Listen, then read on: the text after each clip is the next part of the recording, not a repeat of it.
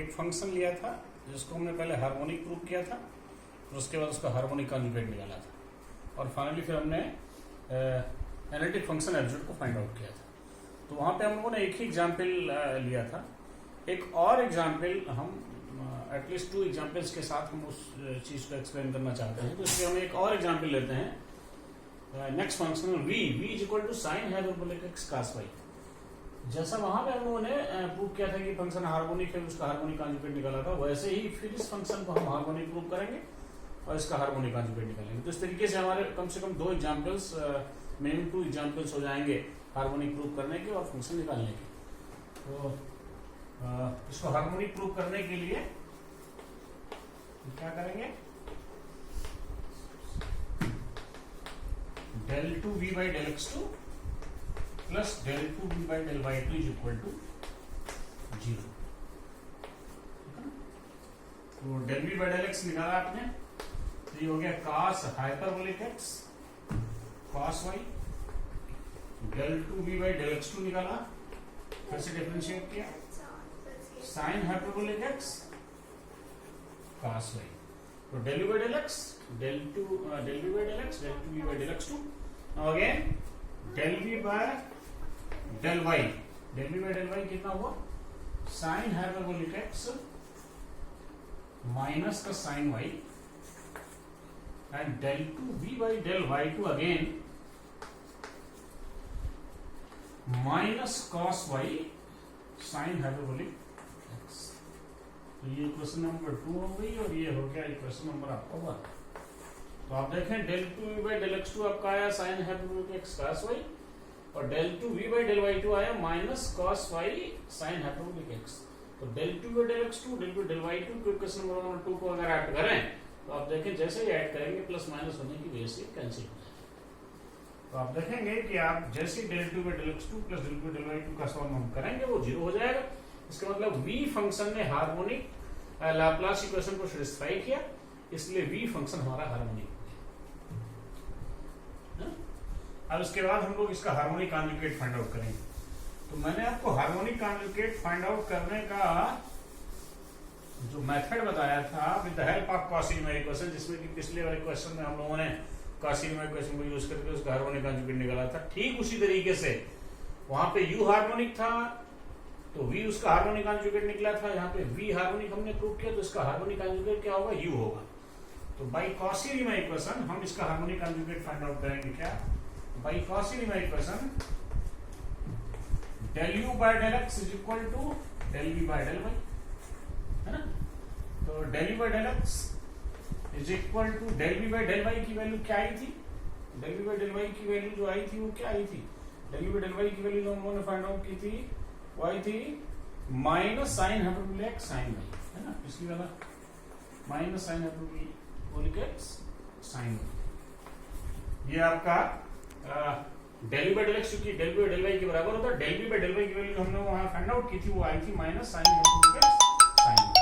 तो आप del v by del x अगर ये हो तो हम क्या करेंगे, इसको इंटीग्रेट करेंगे with respect to x, integrating with respect to. अगर हम इसको x के रिस्पेक्ट में पार्शियली इंटीग्रेट करें तो del v del x की वैल्यू जो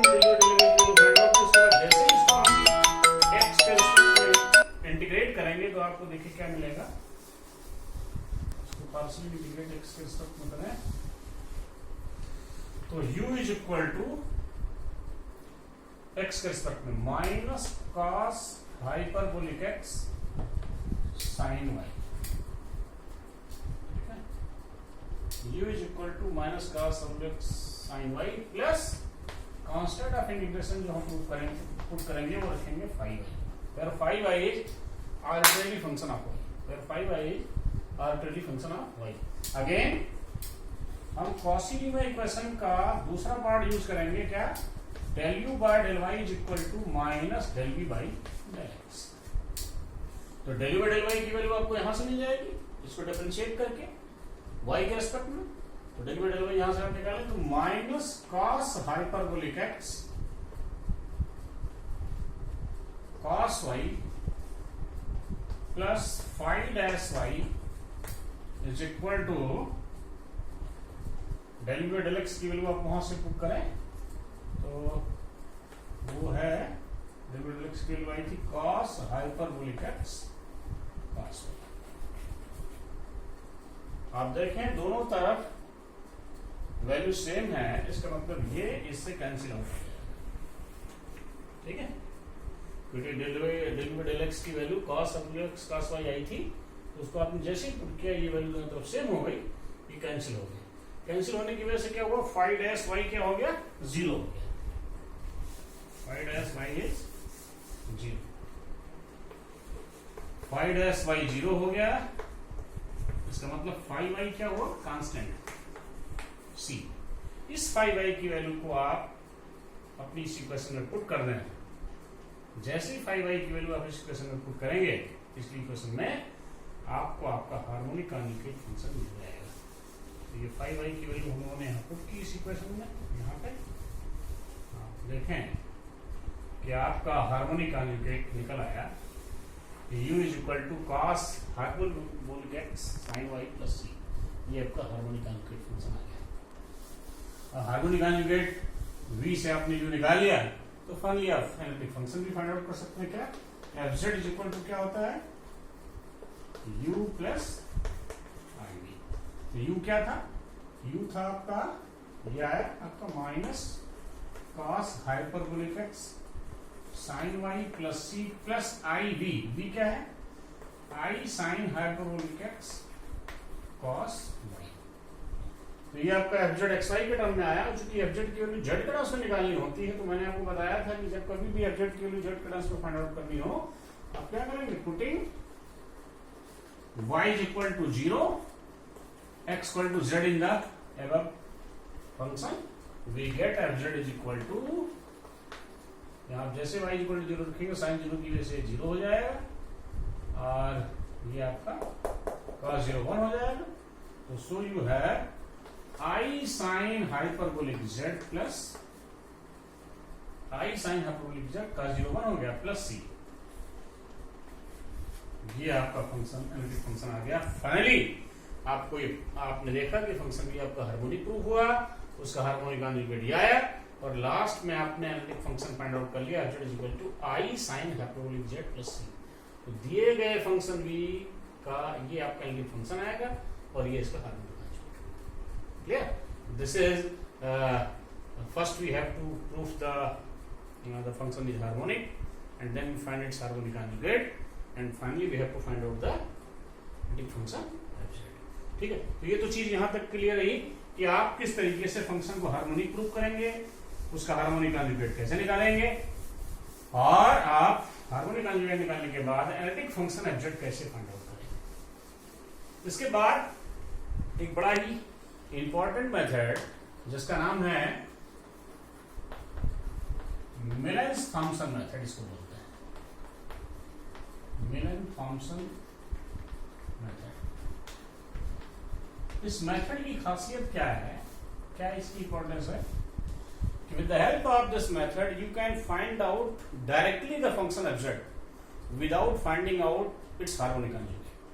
आप इस मेथड की हेल्प से, मिलेन-थॉम्पसन मेथड की हेल्प से आप फंक्शन, कोई भी फंक्शन उसका जैसे मान लो u दिया हुआ है या v दिया हुआ है, तो विदाउट उसका हार्मोनिक कॉन्जुगेट, यानी u से आपको v निकालने की जरूरत नहीं है, u से आप सीधा function F Z find out कर सकते हैं। तो मिलेन-थॉम्पसन मेथड का जो मेन पर्पज है वो ये है कि with the help of Millen-Thomson method we can directly find out the analytic function of z without finding its harmonic conjugate। तो जैसे मान लो आपको u x y की वैल्यू गिवन है,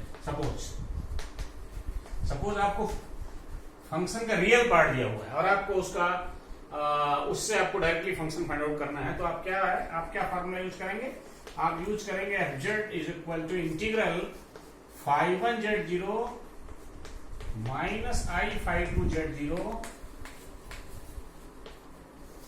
whole d z plus c. यहां जो ये five one है, फाइव वन एक्स वाई, ये होता है del u by del x, और फाइव टू एक्स वाई होता है del u by del y. यानी अगर आपको u पता है तो आप उससे डेल्यू बाई डेल एक्स निकालें तो आपको φ1 पता लग जाएगा, डेल्यू बाई डेल वाई निकालें तो आपको φ2 पता लग जाएगा। φ1 φ2 की वैल्यू को आप जैसे ही इसमें पुट करेंगे इस फार्मूले में, आप देखें कि आपको φ1 φ2 मिल जाएगा, चूंकि यू पता है आपको। तो जैसे ही φ1 φ2 आप फाइंड आउट करेंगे और इस फार्मूले में आप रखेंगे, इसको सिंपली आप इंटीग्रेट करेंगे, आपको एनालिटिक फंक्शन एब्सॉर्ब मिल जाएगा। तो आपने देखा कि केवल अगर यू पता है तो with the help of you can directly find out the analytic function absorb. इसी तरीके से अगर आपको v पता है, सपोज ये तो हो गया कि u अगर पता है तो आप कैसे मिलन थॉम्सन से फंक्शन फाइंड आउट करेंगे। इसी तरीके से अगर आपको v पता है तब भी आप ऐसा कर सकते हैं। क्या? अगर v x y आपको गिवन है और आपको एनालिटिक फंक्शन एब्सॉर्ब निकालना है तो आप उसमें फॉर्मूला यूज करेंगे। क्या? इंटीग्रल साई 1 z0 प्लस यहां हो जाता है प्लस i साई 2 z0 का होल डिजिट प्लस c। ठीक है ना? इसमें क्या होता है? Integral Sai 1 z0 plus i Sai 2 z0 का होल डिजिट प्लस c। ये आप फॉर्मूला तब लगाएंगे जब आपको v दिया होगा। यहां जो साई 1 xy होता है ये बेटे होता है del v by del Y, और जो यहाँ साई 2 xy होता है वो होता है del v by del X. तो साई 1 साई 2 की वैल्यू जैसे आपको v पता है, v से आप साई 1 साई 2 निकाल लेंगे। साई 1 साई 2 की वैल्यू को जैसे ही आप इसी फार्मूले में पुट करेंगे, आपको आपका function absorb in terms of z मिल जाएगा। इस तरीके से आपने देखा कि अगर आपको फंक्शन का रियल पार्ट या इमेजिनरी पार्ट अगर पता है तो उससे बगैर उसका हार्मोनिक कॉन्जुगेट निकाले आप डायरेक्ट मिलन थॉम्सन मेथड की हेल्प से function analytic function absorb find out कर सकते हैं। This is very important method. तो इसके नेक्स्ट लेक्चर में हम लोग क्या करेंगे, एक दो एग्जांपल्स लेके चलेंगे जिसमें हम u या v हमें दिया होगा उससे हम directly complex analytic function absorb find out करेंगे। तो इसके नेक्स्ट लेक्चर में हम लोग दो एग्जांपल्स लेकर के और उसके बाद फिर फर्दर आगे लेक्चर को प्रोसीड करेंगे। तो अभी यहाँ यहीं तक कि हम मिलन थॉम्सन मेथड को हमने डिस्कस किया। मिलन थॉम्सन को डिस्कस करने के बाद इसके एग्जांपल्स के साथ हम इसको जो एप्लीकेशन वाला पार्ट है, इसको अप्लाई करने वाला, वो हम नेक्स्ट लेक्चर में फाइंड आउट करेंगे। ठीक है? Okay, thank you.